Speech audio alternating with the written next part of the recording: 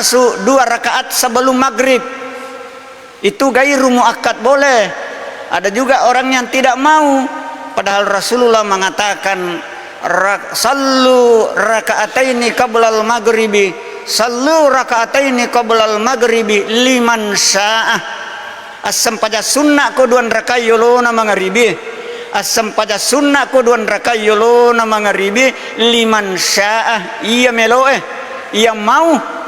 Artinya yang tidak mau tidak apa-apa, karena itu gairu muakkad.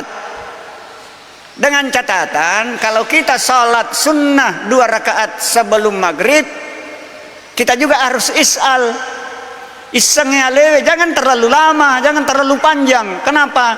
Karena waktu sholat maghrib itu juga singkat. Kadang-kadang ditunggu terlalu lama. Nah, orang yang mau sholat maghrib kadang-kadang timbul kejengkelan. Jadi dalam ibadah pun juga harus tahu diri.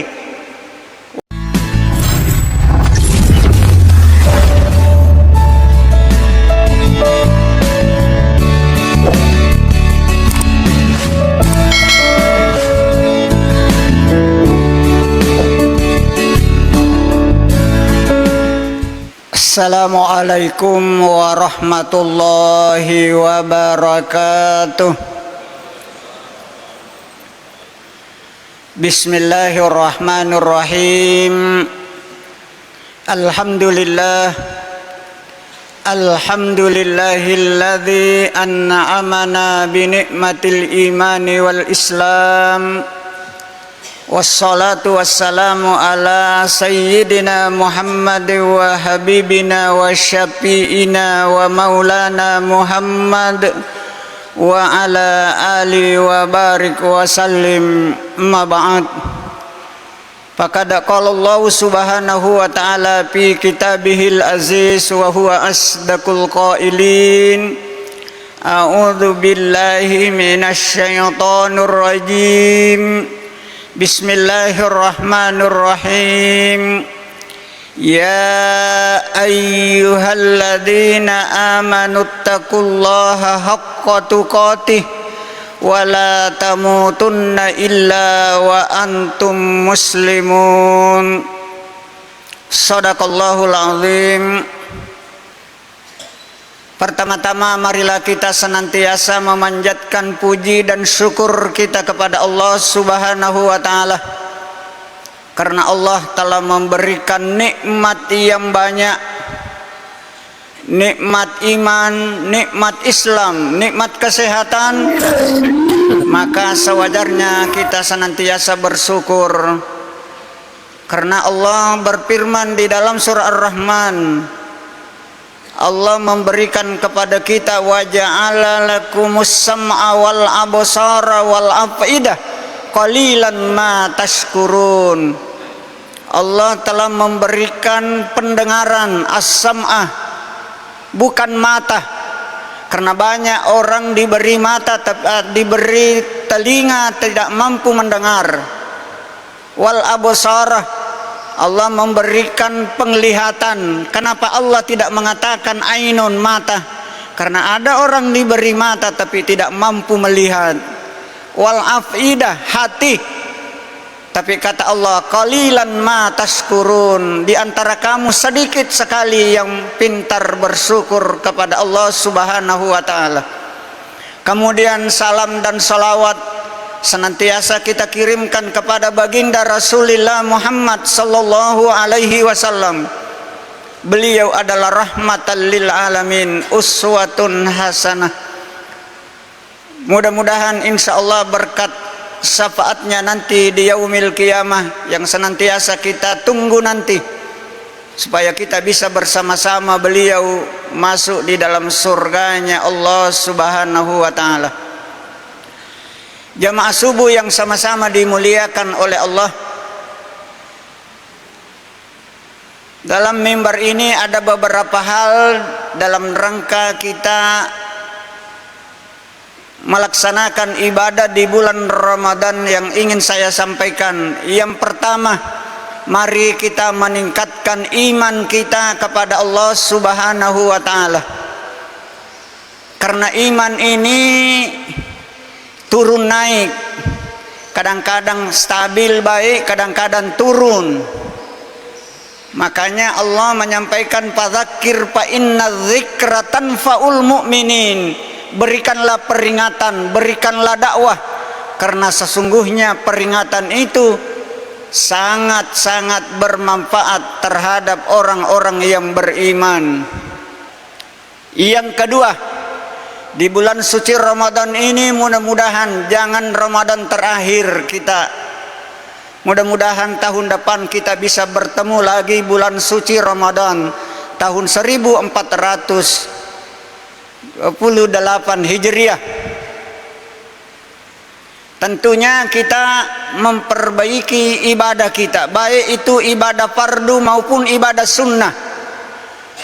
Kalau salat fardu itu sudah jelas tidak bisa ditambah-tambah, kecuali dengan ibadah sunnah. Salat sunnah boleh.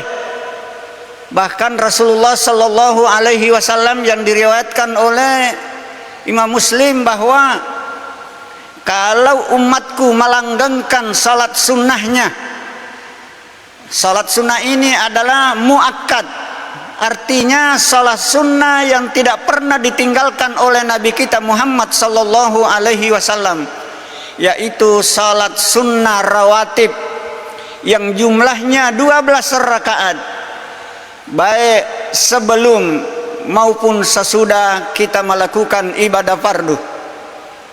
Di antaranya 12 rakaat, 4 rakaat sebelum salat duhur,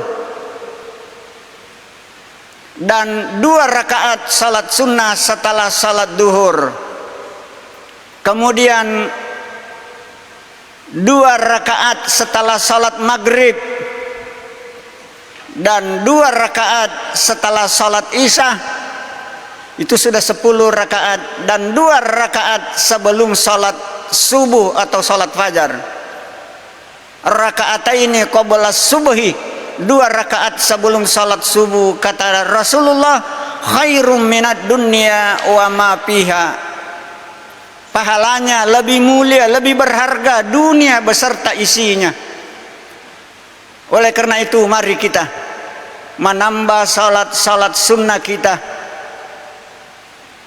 Karena Rasulullah mengatakan barang siapa yang melanggengkan salat rawatib ini 12 rakaat jumlahnya, maka dengan izin Allah akan disiapkan istana di dalam surganya Allah nanti di yaumil qiyamah. Itu baru salat sunnah. Dan yang kedua, fungsi daripada salat sunnah, apabila salat fardu kita 17 rakaat yang kita lakukan sehari semalam ada yang kurang, ada yang mungkin ada godaan-godaan dari luar, maka salah satu fungsi salat sunnah inilah yang bisa menyempurnakan, bisa menambal ibadah fardu yang kurang. Maka mari kita, termasuk diri saya, kita bisa langgengkan salat sunnah rawatib ini. Dan masih ada salat sunnah, tapi itu salat sunnah gairu muakkad, artinya boleh tapi Rasulullah tidak, kadang-kadang dia tinggalkan. Termasuk 2 rakaat sebelum maghrib, itu gairu muakkad boleh. Ada juga orang yang tidak mau, padahal Rasulullah mengatakan sallu raka'ataini qablal maghribi, sallu raka'ataini qablal maghribi liman sya'ah. Asam pada sunnah koduan rakayuluna maghribi, asam pada sunnah koduan rakayuluna maghribi liman sya'ah. Ia meloeh, yang mau. Artinya yang tidak mau tidak apa-apa, karena itu gairu muakkad.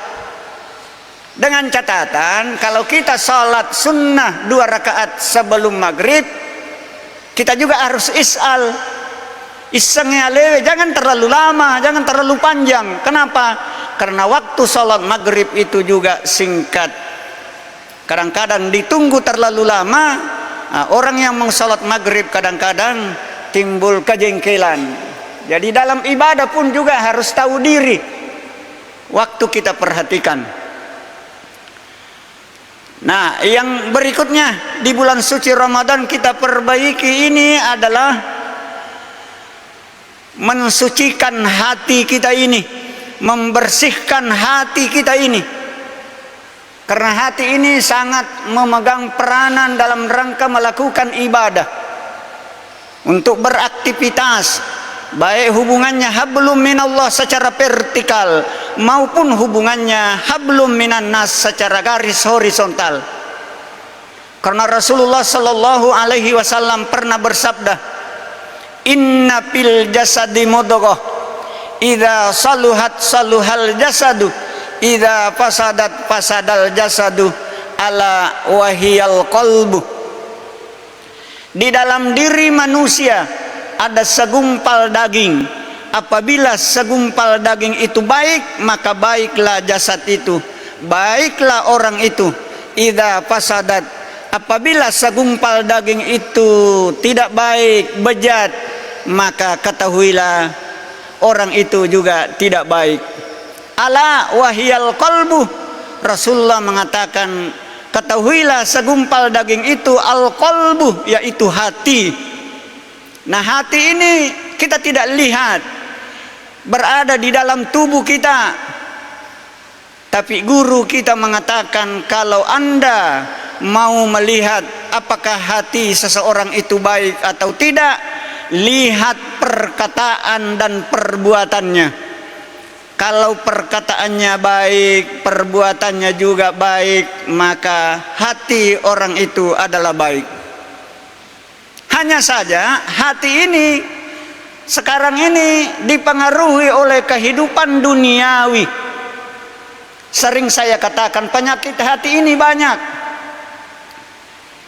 Nasa ngogi lasa ati, peddi ati, ngitu ati, kaddo ati. Angka tahu memang atin na makaddo. Ipodan ni den jampang ini rasa makaddo ati. Agapi iri hati, dengki, hasad. Inilah di antara penyakit hati ini yang paling berbahaya, yaitu dengki, hasad. Kenapa?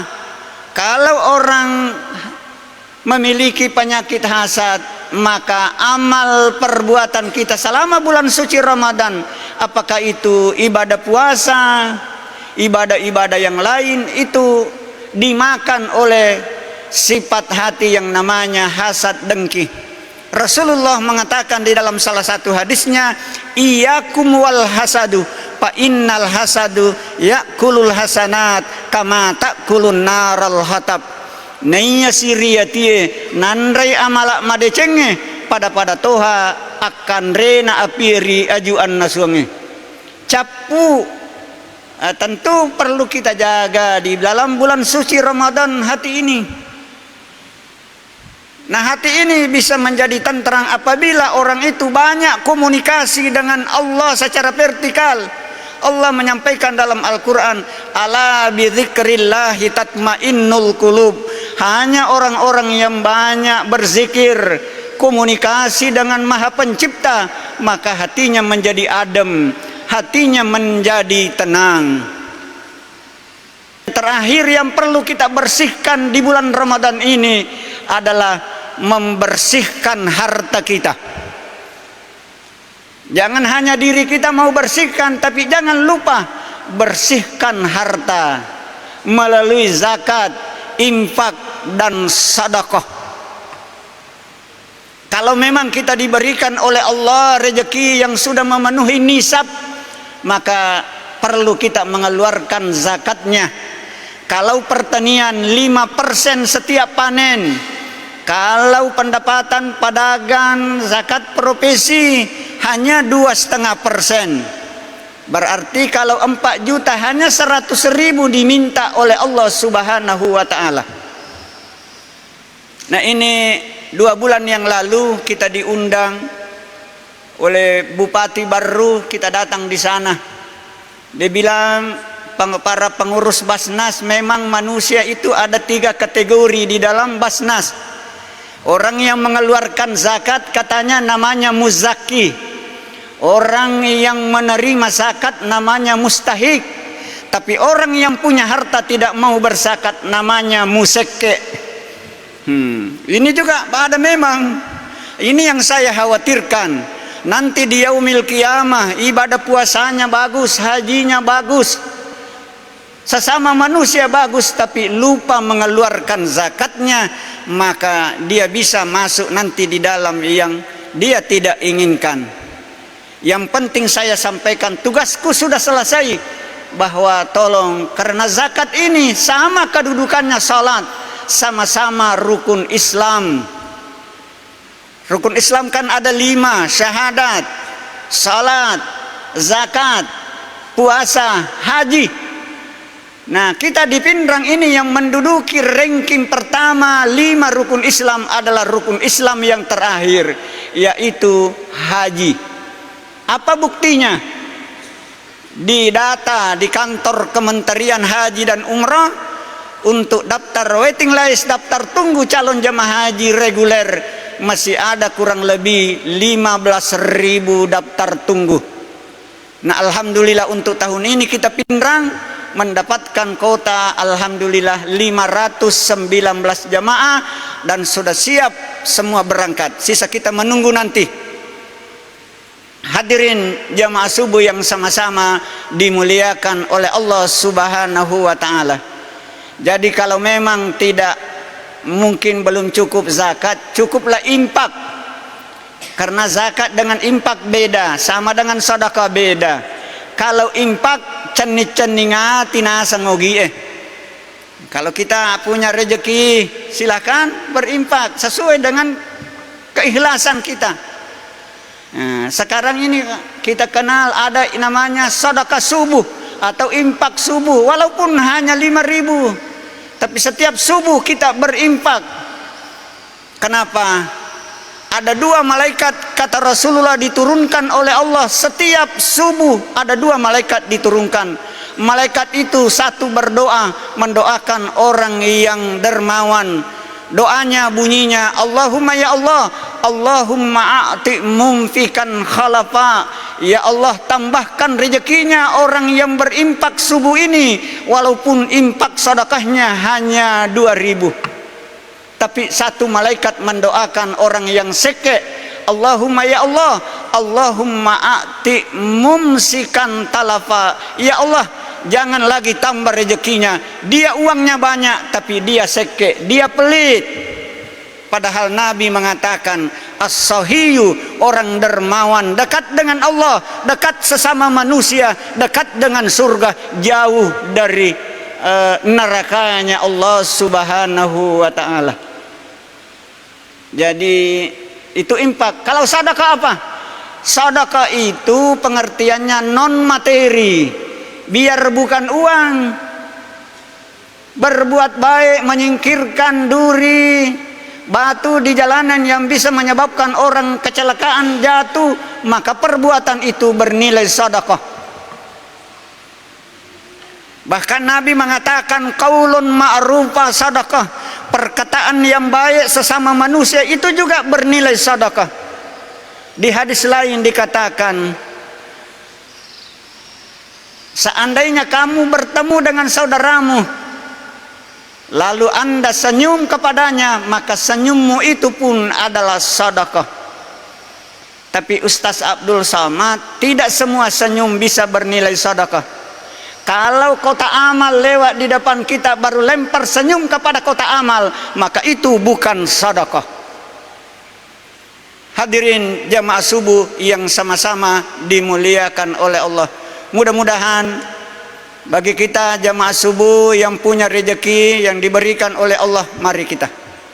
Sebab zakat pada hakikatnya hanya ada 2. Satu zakat mal, yang kedua zakat fitrah. Untuk zakat fitrah, apabila masuk Ramadan maka sudah boleh untuk mengeluarkan zakat fitrah. Insya Allah dalam waktu 1-2 hari ini, maka keputusan Bapak Bupati insya Allah kita sudah rapat dari MUI dan organisasi Islam, kita sudah rapat menentukan 3 opsi. Karena harga beras di Pindrang ada 3 tingkatan. Ada 11.000 per liter, ada 12.000 per liter, ada 13.000 per liter. Jadi kita sodorkan ada 3. Yang pertama 52.000 per jiwa, yang kedua 48.000 per jiwa, yang terbawa yang ketiga adalah 44.000 per jiwa. Sisa kita menunggu 1-2 hari untuk mengeluarkan zakat fitrah kita secepat mungkin. Jangan mendekati hari raya, karena amil yang menerima zakat sulit untuk membagikan kepada yang berhak menerima zakat fitrah. Bapak Ibu jamaah subuh yang sama-sama dimuliakan oleh Allah, inilah yang sempat saya sampaikan di subuh pertama ini. Mudah-mudahan bisa menjadi bahan renungan bagi kita demi untuk keselamatan dunia dan keselamatan di negeri akhirat insya Allah. Dan mari kita bersama-sama menutup dengan bersama-sama mengadahkan kedua tangan kita seraya berdoa kepada Allah Subhanahu wa taala. Astaghfirullah, astaghfirullahal azim alladzi la ilaha illa huwal hayyul qayyum wa atubu ilaih. Bismillahirrahmanirrahim. Alhamdulillahi rabbil alamin wal aqibatu lil muttaqin wala udwana illa 'alad dhalimin. Asyhadu an la ilaha illallah wa asyhadu anna Muhammadan abduhu wa rasuluh. Allahumma salli ala Sayyidina Muhammadin salatan tunjina biha min jami'il ahwali wal afat wa taqdilana min jami'il hajat wa tutahhiruna biha min jami'is sayyiat wa tarfa'una biha indaka a'lad darajat. Allahumma taqabbal minna innaka antas sami'ul alim wa tub alaina innaka antat tawwabur rahim wa tarhamna wa ghfir lana innaka antal ghafurur rahim. Rabbi ghfir lana wa liwalidayna warhamhum kama rabbauna shighara wa li jami'il muslimina wal muslimat wal mu'minina wal mu'minat al ahya'i minhum wal amwat innaka sami'un qaribun mujibud da'wati ya qadiyal hajat bi rahmatika ya arhamar rahimin. Allahumma inna nas'aluka salamatan fid din wa afiyatan fil jasad wa ziyadatan fil ilmi wa barakatan fir rizqi wa taubatan qoblal maut wa rahmatan indal maut wa maghfiratan ba'dal maut. Allahumma hawwin alaina fi sakaratil mauti wan najata minan nar wal afwa indal hisab.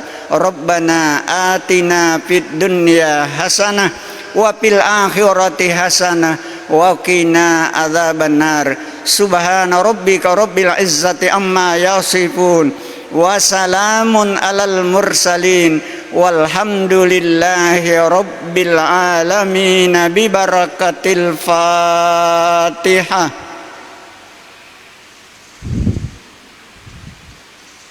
Wa akhiru da'wana anil hamdulillahi rabbil alamin. Wabillahi taufiq wa da'wati wal irsyad. Wassalamu alaikum warahmatullahi wabarakatuh.